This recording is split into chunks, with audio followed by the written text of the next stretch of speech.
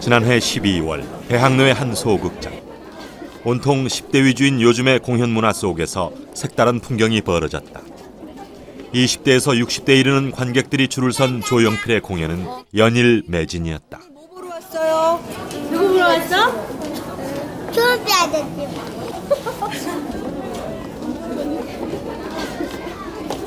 나이에 상관없이 좋아하지 않아요, 조용필 씨는? 조용필 씨는 남녀노소 진짜 장년층이고 상관없이 진짜 다 좋아하시는 것 같아요. 그게 조용필 씨의 매력인 것 같고요. 나이가 드셨다는 생각이 안 카리스마를 들어요. 가지고 계신 것 같아요. 정말.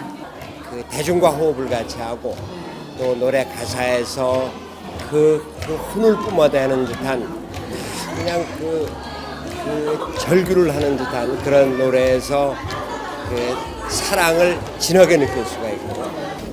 다 좋아요. 우리 엄마는 흥이 많아서 다 좋아하시요 노래는. 엄마 왜 돌아요 저기 그 사랑에 뭐야? 꽃피는 해봐. 아 엄마 할만 해 괜찮아. 노인네가 엄마 하는 거야. 80 다 되는 노인네가 허물 어때? 해봐 엄마 시작. 해. 백섬에 따라게. 봄이 왔건만 형제 떠난 사랑해 맞아 엄마.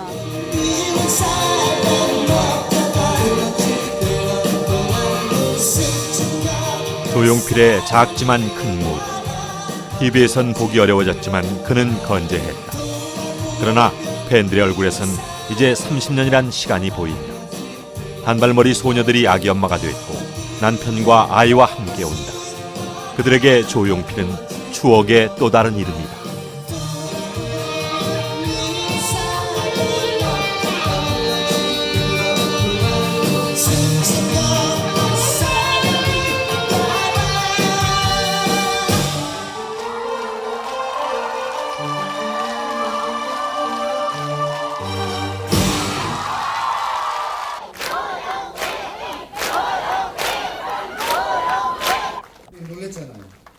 그의 노래는 곧 추억이다. 이들은 노래 한 곡 한 곡에 자신들의 추억을 돌이켜보는 것이다. 아, 공연하면 같이 온다고요? 네. 네. 사우. 네? 네. 올해 연세가 어떻게 되세요? 예, 그런 알죠. 많이 드신 건 아는데. 네. 65. 예. 20대에서 60대까지 모인 그의 공연장. 하지만 팬과 스타가 함께 나이를 먹어가고 있는 공연장의 열기는 무엇보다 뜨거웠다. 지금부터예요. あらゆる世代の方がですねここに集まってでしかも男性も女性もいらしてでそういう方が一緒になって声援を送れる歌手の方がいるっていうのはある種羨ましさもありますよね。今は本当にその若い人が好きな歌手の音楽を例えば日本で大人が全然歌えないとか聞いたこともないとか x ジャパンなんてものすごい人気があった こちらにもファンがいらっしゃると聞きましたけれどもそのギタリストが亡くなった時にはものすごいこう壮烈ができたわけですけれどもね。でも大人は全然その彼の音楽を聴いたことがないとかそういうことも起きてるわけなんですよね。ですからいろんな世代の方が一緒に聴けて歌える音楽があるってのはこれはすごく羨ましいなと思いました。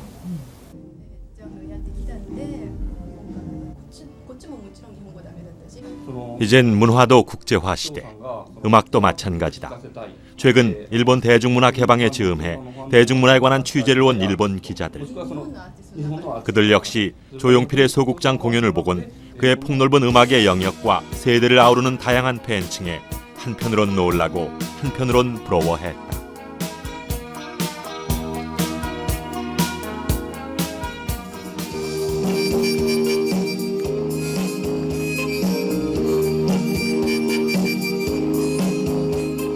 그것은 지난 30년간 무대를 떠나본 적 없는 가수 조용필의 음악 인생의 결과물이다. 그리고 20세기를 마감하는 세기 말, 우리는 조용필을 20세기 한국을 대표하는 가수로 꼽길 주저하질 않는다.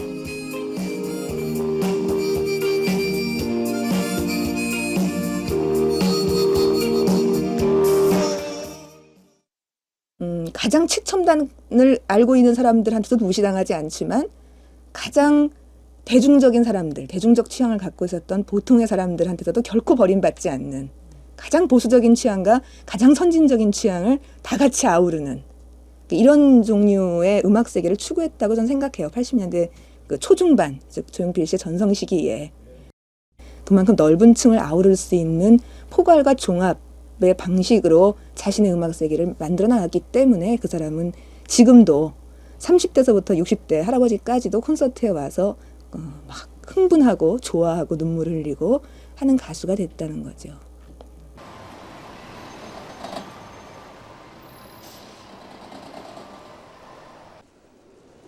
전문가들은 조용필을 한국 대중음악사에서 음악성과 대중성, 그 모두에서 성공한 최초의 뮤지션으로 꼽는다.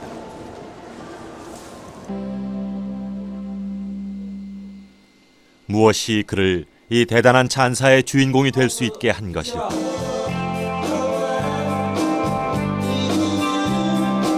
그는 아직도 리허설을 한다. 요즘 젊은 가수들도 제대로 챙기지 않는 리허설. 그러나 30년 동안 노래만을 해온 그는 절대로 빼먹지 않는다.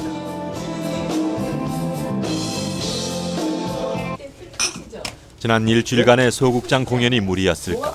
감기 몸살이 찾아왔다. 아침부터 주사에 링길까지 맞았지만 좋아지지 않는다. 계획했던 레파토리도 바꿔야 할 만큼 상태가 심각하다. 아니 내가 지금 목소리를 테스트를 해봤으니까 요 목소리에 맞게끔 좀 만들어요. 하지만 쉴 수는 없다. 이틀 동안 하는 공연에 2천여 명이 벌써 오래전부터 예약을 마친 상태. 그렇게 살아온 그의 30년. 지금까지 그는 70년대에 나온 4장의 앨범과 90년대 초에 나온 2장의 베스트 앨범을 포함해 공식 앨범 23장을 쉬지 않고 내놓았다. 전체 170여 곡. 수적으로는 그리 많지 않다고 하지만 이 곡들의 대부분은 조용필의 자작곡들이다. 이 앨범들은 이미 지난 94년 1000만 장이 넘게 팔렸다.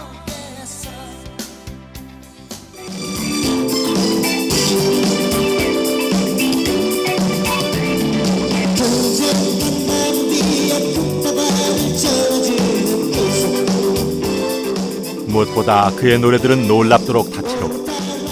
많은 가수들이 자신의 대표적인 한 장르를 가지고 있는 것에 비해 조용필의 노래는 트로트에서 록, 동요에 이르기까지 모든 장르에 걸쳐 있다.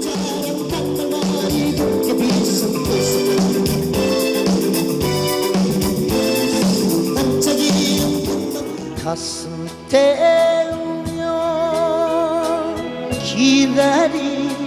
기다리기에 너무나도 멀어진데 사랑했던 마음도 라라라라 해저 물면 찬 바람에 시들어내는 그런 여진 싫어 난 아니야 친구여 모습은 어딜 갔나 그리운 친구여 정을 쌓고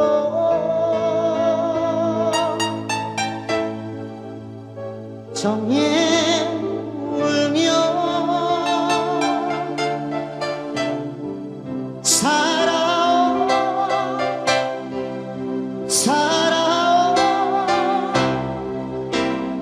내 가슴에 돌고 도는 계절의 바람 속에서 이별하는 시련에 돌을 던지네 한 눈물은 두 뺨에 흐르고 그대의 입술을 나는 따라가며 남이 아미타불 아리아리랑 스리스리랑 아라리가 났네 아리랑 아라리가 났네. 예, 고맙습니다. 다양한 노래. 결국 조용필 한 사람 속에 10대부터 60대까지 여러 세대의 정서와 취향을 아우르는 다양성이 존재하는 것이다. 예. 우리 또 여기까지 단지 세월이 오래됐기 때문이 아니라 이런 다양성이 있었기에 그는 정상의 가수가 될 수 있었던 것이다. 희오듯합니다 지금. 그의 공연엔 말이 적다. 노래를 부르는 초대 손님도 없다. 노래를 많이 들려주려는 그의 욕심 때문이다.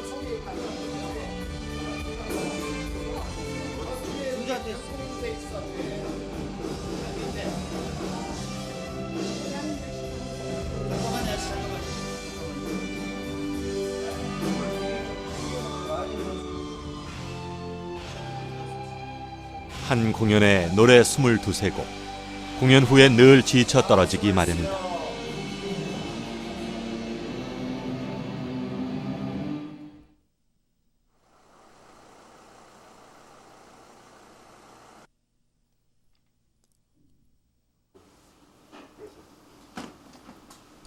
그는 늘 이곳에 있다.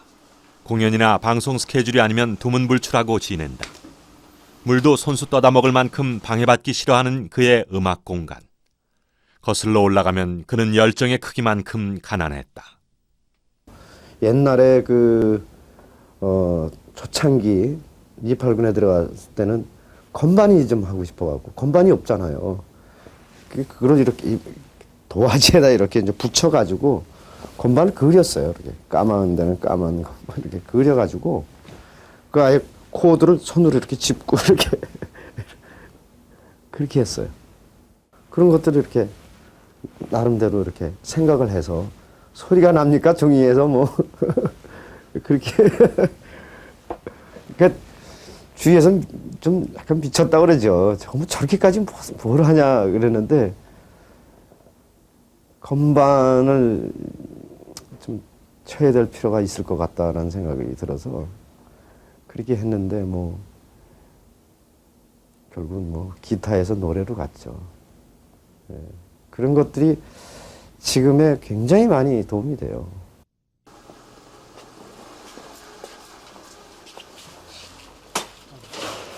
한 신문사의 자료 보관실.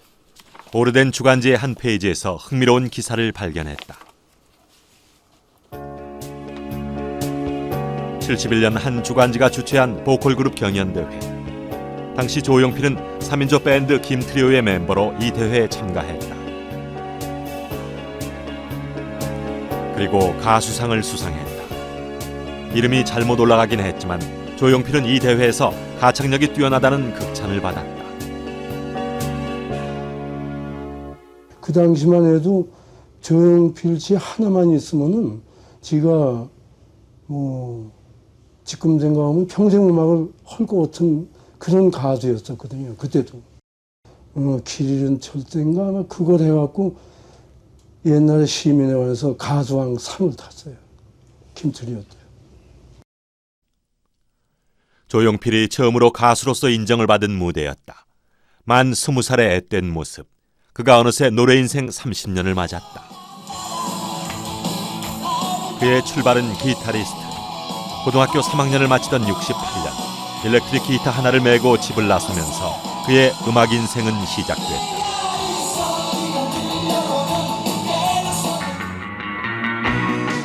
당시로선 꽤 이름이 알려져 있던 김트리오의 김대환은 조용필을 처음으로 인정해준 스승이었다.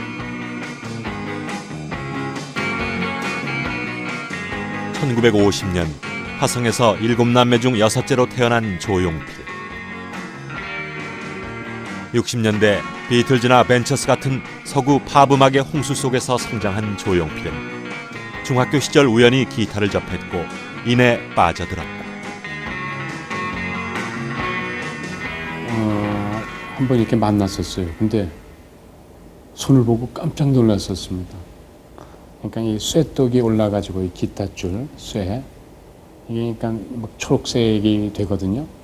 이제 이렇게 그냥 손 따라 이렇게 전부 아주 굳살이 배겨가지고 그러니까 몇 번 아마 골목 곪고 그랬던 모양이에요. 보통 사람 같으면 하다가 아프면은 좀 놓고 뭐 이렇게 하잖아요. 근데 그러고도 하여튼 굉장히 뭐 포기하지 않고 굉장히 열심히 한 것 같아요. I want to walk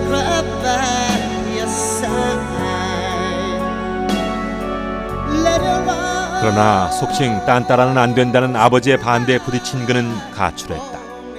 그리고 경기도 문산의 기지촌에서 음악 생활을 시작했다. 그는 록을 선택했다. 그러나 계속된 무명의 서러움과 외로움. 어느 날 조용필은 보컬을 맡았던 친구의 군입대로 노래를 하게 됐고, 우연히 그가 부른 리드 미 온을 들은 흑인 병사는 눈물을 흘리며 가수가 되길 구원했다.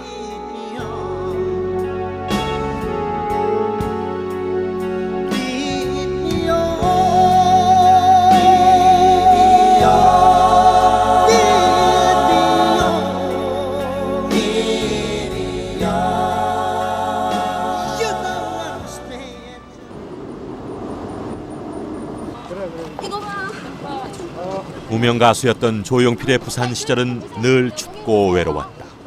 그가 주로 출연한 곳은 밤무대. 그 시절 그가 내놓은 몇 장의 앨범은 빛을 보지 못했다.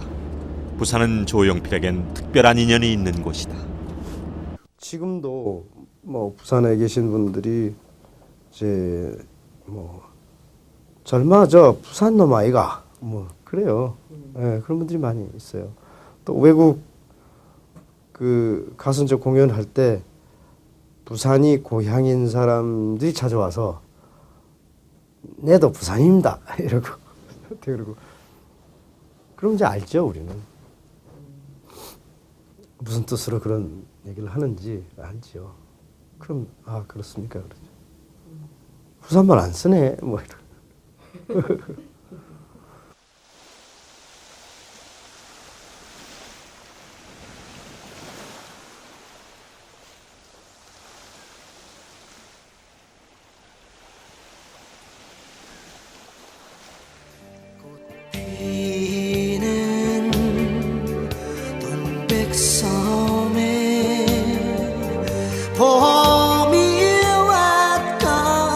가수 조용필을 세상에 알린 첫 노래. 사실 조용필이 이 노래를 처음 부른 것은 72년. 75년엔 트로트이던 것을 고고 리듬으로 바꿔 불렀지만 별 반응이 없었다. 그런데 조총련계 제일동포들의 모국 방문이 허용되면서 시기적으로 맞아떨어진 이 노래는 불길처럼 인기를 얻었다. 애절한 노랫말에 한 맺힌 이별과 만남의 절규가 섞이면서 이 노래는 삽시간에 조용필을 인기 정상으로 올려놓았다. 록밴드 출신의 그가 트로트풍의 노래로 알려지기 시작한 것이다. 8년 무명 시절 끝에 76년 그의 운명은 달라져 버렸다.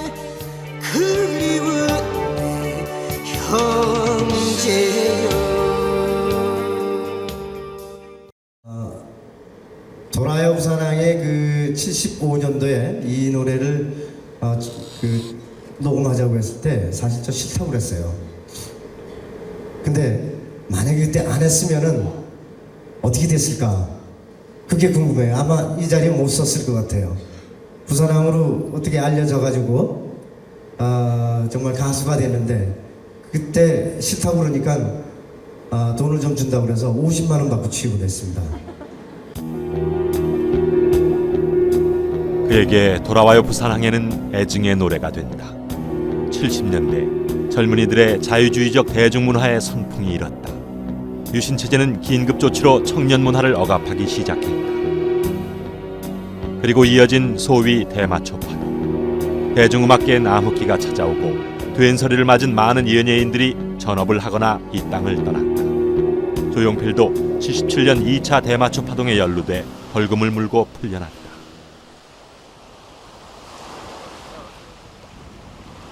돌아와요 부산항해가 막 인기를 몰아가던 때였다. 조용필은 70년대 말 문화적 소용돌이에 휘말리게 된 셈이다. 그는 모든 활동을 정지당했다. 긴 방황기에 들어갔고 그리고 사람들은 그를 잊었다. 삶이 절망이었다. 그때 이제 영원히 이건 안 풀릴 것이다 해서 다른 생각도 해봤었어요. 그래서 미랑 생각도 해봤고 또 뭐 외국을 못 나간다고 하니까 그때 이제 부모님들은 미국에서 살아셨기 때문에 그래서 미국을 가려고 해도 출국 정지가 돼 있기 때문에 못 가고 그래서 미랑도 생각을 해봤었어요.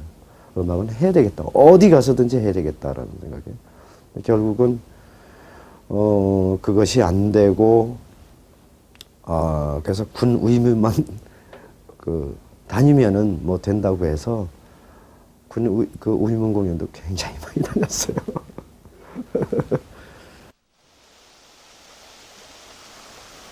노래가 하고 싶어 무대에 섰지만 그는 이 시절 돌아와요 부산항에는 부르지 않았다. 그래도 그가 몰래 출연하는 업소엔 손님들이 몰리곤 했다. 그래서 지방 쪽에 내려가서 숨어서도 해보고 또 연습도 한번 해보고 그래서 서울에서는 뭐 도저히 안 되니까 지방 쪽에 이렇게 가서 하고 그랬죠. 그리고 연습도 많이 하고 또 그러다가 다른 이제 업소에서 이렇게 수서를 내요.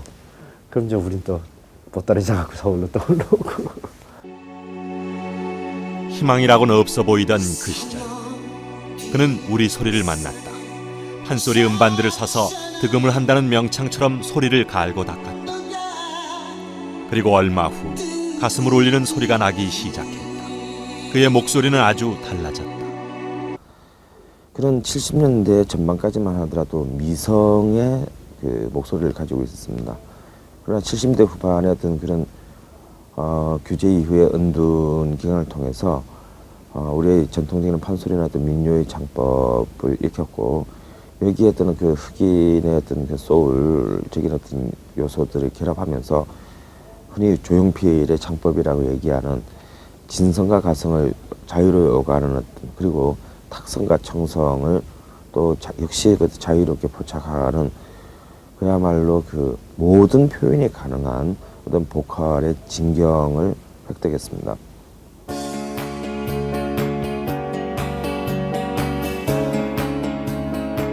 (79년 12월 6일) 족쇄와도 같던 활동정지의 빗장이 풀렸다. 만 2년 7개월 만이었다.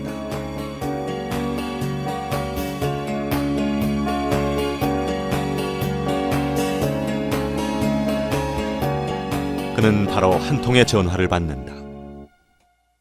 금지에서 풀려나고 바로입니다. 내가 보기에 한 달도 안 됐을 것 같아요. 그래서 이제 전화로 그 전에 한번 막 우리가 만났던 일이 있으니까 누구누구인데 이렇게 하자. 그래서니 좋다.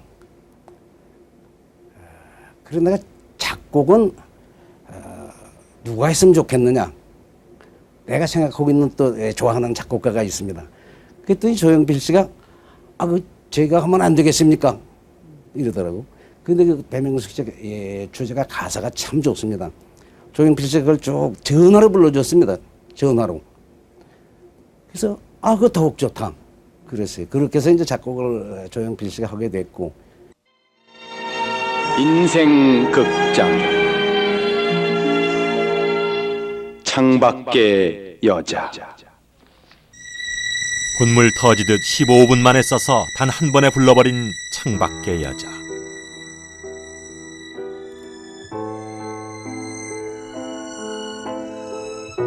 배명숙 극본, 이규상 연출, 첫 번째. 창가에 서면 눈물처럼 떠오르는 그대의 창밖의 여자는 멜로디 진행도 아주 파격적이고 또 조영필 씨의 이 발성, 창법 이게 돌아와요 때보다는 전혀 달라졌어요.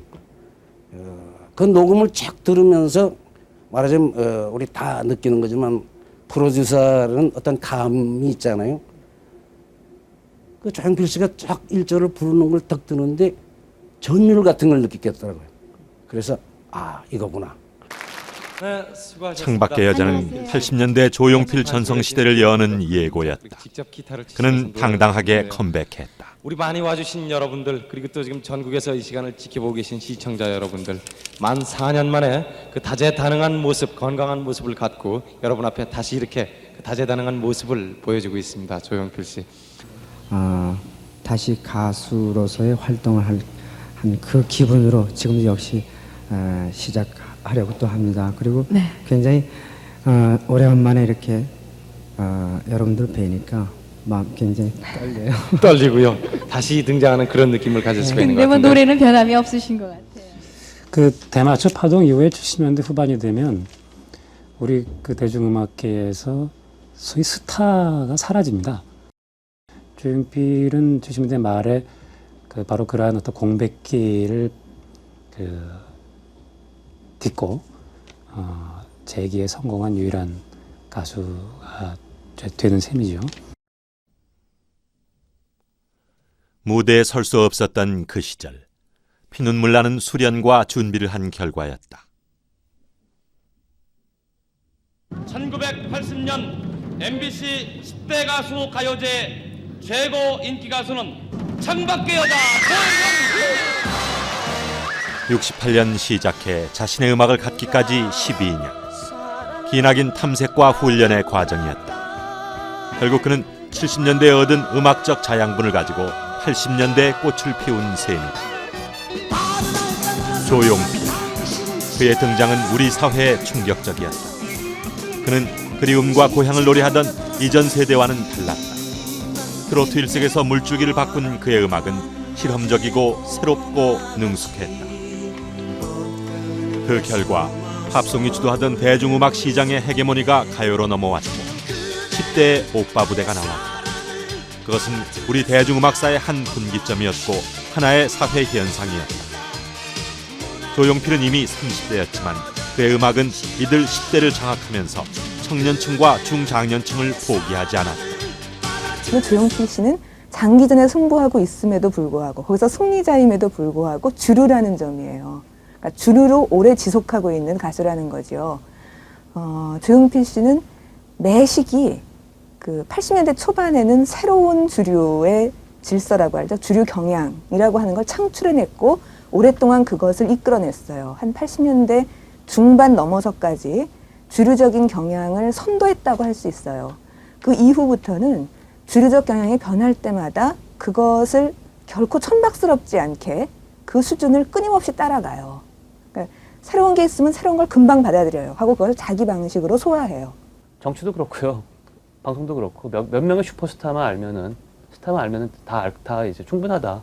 이런 식의 어떤 문화적인 취향, 기호 이런 것들 형성하는 데 있어서 거슬러 올라가 본다고 한다면 대중음악 쪽에서 조용필 씨라는 존재가 아주 거대한 지주이자 혹은 또 그게 뭐 그분의 의도와 무관하게 어떤 장애가 되지 않았을까 그런 생각을 하게 되네요. 다시 말씀드린다면 대단치 않다가 아니라 너무 대단하기 때문에 문제가 될 수 있는, 그리고 그게 과거에는 그 문제가 그렇게 심각지 않았지만 지금을 생각해 봤을 때는 어떤 그게 좀 문제가 될 수 있는 시기가 온 게 아닌가 싶습니다.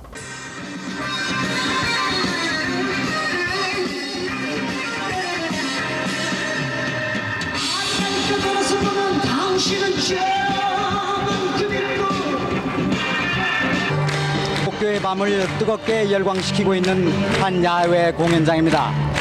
이 공연의 주인공이 바로 한국의 가수 조용필입니다. 한국 대중음악계의 판도를 재편하며 재기에 성공한 조용필은 82년 아시아 뮤직 포럼을 계기로 국제 무대에 진출했다. 그의 활발한 활동은 일본에서 한국 가요의 붐을 조성했다. 당시 조용필의 한국 공연을 보러 수백 명의 일본인들이 한국을 찾곤 했을 정도였다. 특히 돌아와요 부산항에는 폭발적인 인기로 일본 가수 10여 명에 의해 다투어 출반됐다. 노래 한 곡을 여러 가수가 부른 일본 최고의 기록을 세우며 화제가 됐다.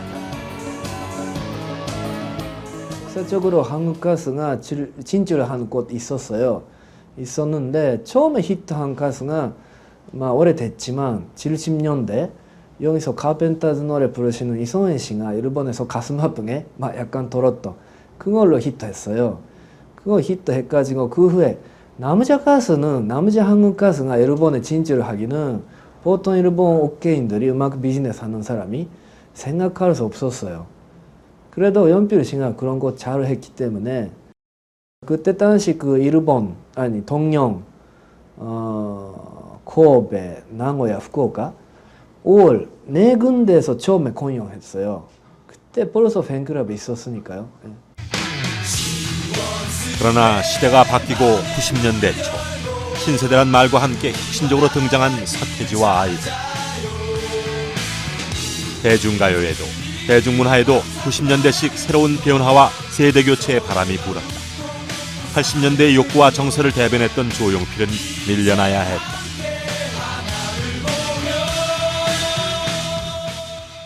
인기인이라는 것은 결국 신인한테 무너지는 거거든요. 그렇기 때문에 그런 거를 자기 마음속에 일단 가지고 있어야 돼요. 언젠간 나는 신인한테 밀린다라는 거. 그런 거겠죠. 그걸 항상 생각하고 있어요.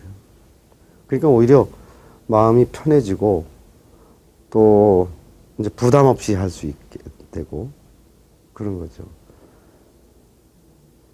우리가 이제 그렇지 않습니까? 이제 세월이 이제 지나가면은 또 다른 팬을 모은다는 것은 참 힘들어요. 이미 다 알려져 있기 때문에.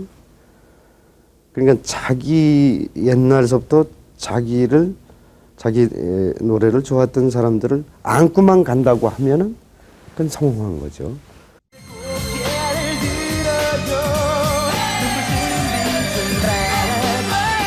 그래도 그는 아직도 10대 댄스 그룹 위주의 연말 시상식에 초대된다. 오빠 부대의 원조였던 조용필. 그러나 더 이상 아이들의 함성은 없다. 노래하는 사람도 노래를 듣는 사람도 10대 위주인 우리의 대중가요계. 반짝 가수들 속의 조용필은 무슨 의미일까?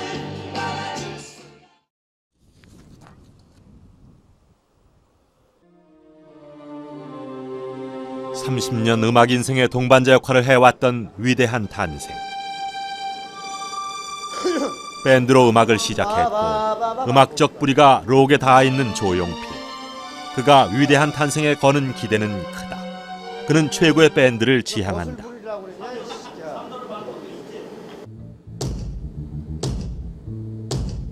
(1974년) 조용필과 그림자에서 79년 새롭게 꾸며진 위대한 탄생. 잠깐. 유재하, 정원영, 김광민 등 당대 내로라 하는 음악인들이 거쳐간 위대한 탄생. 그러나 합류했다가도 공연 한 번 못 해보고 연습 도중에 바뀌는 일도 적지 않다. 최고의 몫을 해내지 못한다면 언제든 쫓겨날 수 있기 때문이다.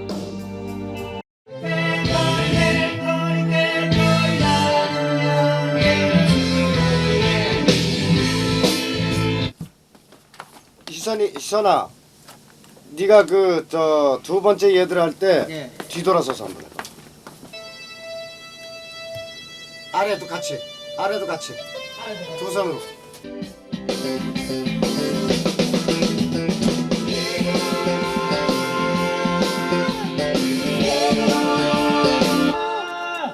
길어.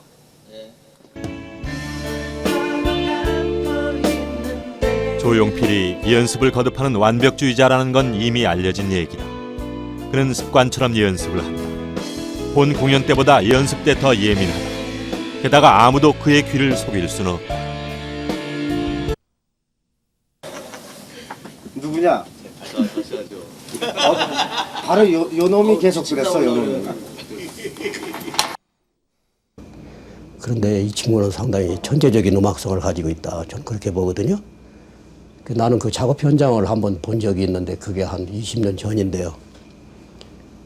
밤무대에 나갈 때예요. 그런데 낮에는 시간이 있으니까 거기 조그마한 방에다가 전축을 들여놓고 이제 음악을 들어가면서 편곡하고 작곡하고 하는 걸 내가 봤어요. 그런데 그때 당시만 해도 이게 악보 구하기가 굉장히 힘들었어요. 그러니까 팝송 같은 경우에 제보를 하는데 그때 이제 비지스라고 하는 그룹이 아주 유명했어요. 그래서 지금도 생각이 나는데 나이트 피버라고 하는 곡인데 한 4, 5분이 되죠. 그게 길죠. 그걸 LP판을 틀어놓고 근데 이제 그 6인조죠. 비지스가. 6인조가 악기가 다 다릅니다.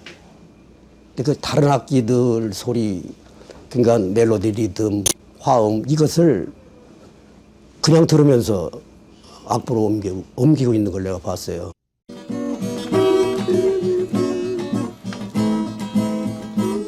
그는 음악에 관한 한 정규 교육을 받은 일이 없다. 누구라고 내세울 음악의 스승도 없었다. 그저 수없이 부딪혀서 들어보고 불러보고 그렇게 음을 터득했고 음악을 익혔다. 시력을 많이 잃었다. 빛을 차단하는 보안경을 써야 할 만큼 작사, 작곡, 편곡, 연주 등 본격 뮤지션 시대를 연 주인공 조용필. 오늘도 그의 화두는 음악일 뿐이다.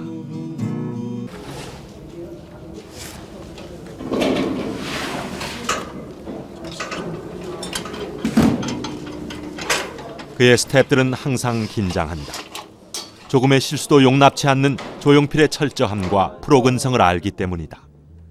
무대와 관련된 모든 것에서도 그는 이미 전문가 수준이다. 뭘 해봐. 저 뒤에 가서 좀 들어볼게.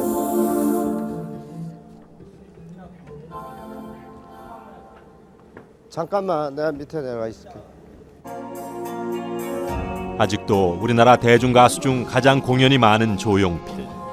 1년에 5, 60회씩 공연을 하는 그는 라이브에 대해 대단한 애착을 갖고 있다. 한국 공연 문화를 한 차원 높게 끌어올렸다고 인정받는 그의 무대.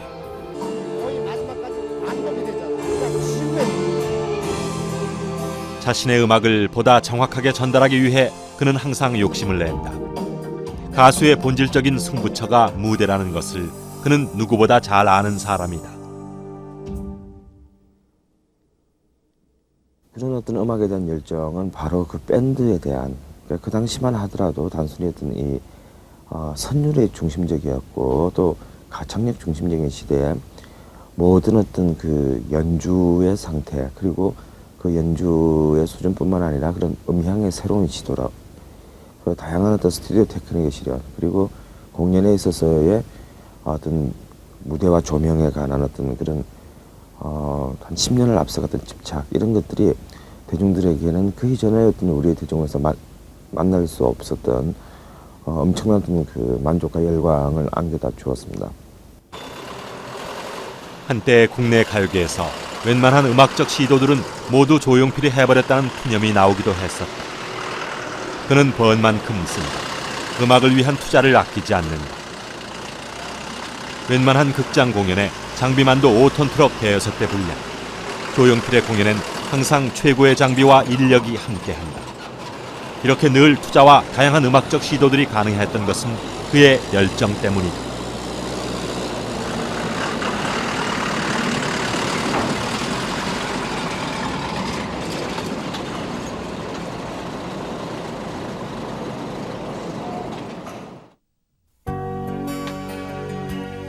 앞선 시도와 계속되는 도전들. 그는 늘 세상을 향해 노래로 말을 건다. 그리고 음악으로 승부를 건다. 그러나 90년대 들어 그의 노래는 더 이상 히트하지 않았다. 그 자신이 하고 싶었던 음악적 시도들도 먹히지 않았다. 그리고 사람들은 조용필의 시대는 한물 갔다고들 수군거렸다. 그러나 15집 이후 3년 만에 공백 끝에 97년 내놓은 16집 바람의 노래. 성인 취향의 노래로 성공을 거두었다. 여러분 대단히 감사합니다.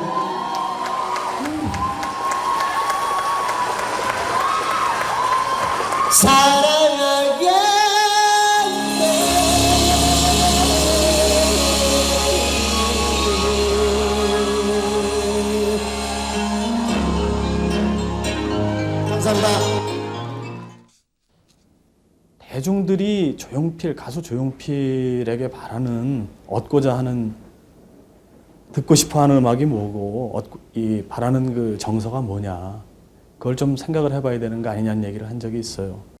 이번 앨범도 그렇고 바람의 노래도 보면은 굉장히 음악들이 편해졌어요. 그 대중적인 노래들이 있고, 그 전에는 막 음악성 위주로 가다 보니까 소리도 복잡하고 그랬었는데, 저는 그 방향은 잡았다고 봐요, 조용필 씨가. 자기의 틀에서 벗어나는, 그래서 대중들이 나에게 듣고 싶어하는 게 무엇인가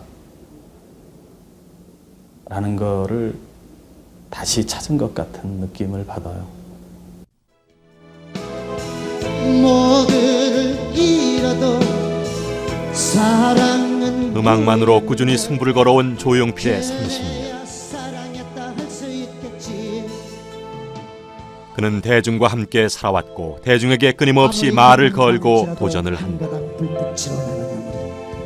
메마르고 다분다면서라도 한 줄기 맑은 물소리로 나가는 나무, 거센 폭풍 초목을 휩쓸어도 꺾이지 않는 한 그루 나무들. 내가 지금 이 세상을 살고 있는 것은 21세기가 간절히 나를 원했기 때문이야. 그는 대중음악에 대한 천대와 사시적 편견 속에서 버텨냈고 대중음악을 그 높게만 보였던 세종문화회관에 올렸다. 거래하던 지식인들조차 그의 공연장을 찾게 했다. 그렇게 자기 마음을 숨김없이 드러내는 그의 음악적 성실성 때문에 사람들은 그를 국민 가수라 칭하는 데 주저하지 않는다. 한국 대중음악의 지평을 넓혀왔다는 평을 받는 조용필. 그러나 못내 아쉬움도 남는다. 결국 예술가로서의 음악 예술가로서의 조용필의 최후의 과제는 그가 마치 80년대 전반에 우리의 전체 어떤 주류 음악계의 지형들을 전면적으로 바꾸어 놓았듯이 나이가 들어서도 과연 아직까지 그 표류하고 있는 우리의 30대 이상의 어떤 이 승인 취향의 취향의 어떤 이 대중음악의 질서를 어떻게 또 새롭게 세우고 또 개진해 나갈 것인지, 이것이 어쩌면 음악인 조용필로서의 어떤 그 가장 중요한 어떤 최후의 과제가 될 것이라고 믿고요. 자기 음악 행위를 어떤 사회적 관점이나 어떤 이런 좀 큰 틀에서 보질 않고 그야말로 음악만을 사랑하고 음악이 전부인 것으로만 생각한 데서 오는 어떤 한계, 특히 자기 개인과 음악의 관계만이 존재하지 큰 현실 속에서의 자기 음악의 의미라든가 전체적인 한국 대중음악의 문제라든가 이런 것에 대한 시각은 가지지 못한 것이 바로 그의 한계가 아닐까 하는 생각을 저는 하는 겁니다. 근데 좀 잘 안 됐어 그게. 한참 우리 이제 위대한 탄생 무지하게 바쁘고 뭐 레코딩 또는 뭐 음악을 하다 보면 자꾸 욕심이 생긴다는 조용필. 자기 분야에서 경지에 오르고 명성에 맞는 노래를 만들기 위해 그는 늘 외롭고 고독했다. 이제 한동안 어떤 그 위대한 탄생이 타격이 좀. 그는 이제 그의 설례가 누군가에게 길이 되고 밑거름이 되길 바란다. 근데 왜냐 음악이 없는 세상은 좀 캄캄한 밤이거든. 그리고 사람들은 음악만을 생각하는 그에게서 우리 시대의 장인의 모습을 본다. 나 정말 힘들더라. 진짜 막 사람 짜증. 언제서부터 끊었어? 1월 1일부터.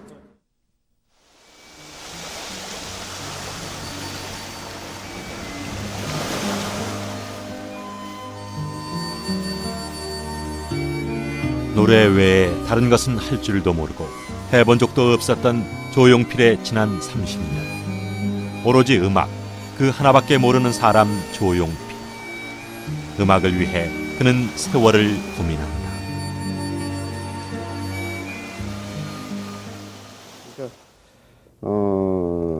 노래를 음악을 어렸을 때부터 했기 때문에 그만둔다고 했을 때의 그 생각은 끔찍한 것 같아요. 내가 이거 음악을 그만둔다고 하면은 내가 어떻게 살 것인가라고 할 때 그때는 아주 캄캄해요. 막 허탈감이 너무 많을 것 같고 그런 공허감. 그래서 이런 생각을 해봤어요. 이 다음에는 노래는 안 할지언정 많은 곡만 좀 써보자. 이런 곡 저런 곡 써보자. 그러면 어떤 나한테 위로나 또 살아가는 데 있어서 힘이 되지 않겠느냐 그런 생각을 해봐요. 우리는 달려왔지 그저 최선을 다해 돌아볼 여유도 없이 모든 걸 던지는 채 우리가 슬플 때 설례가 없는 많은 일들에 도전하고 새로운 것들을 시도해온 시간들.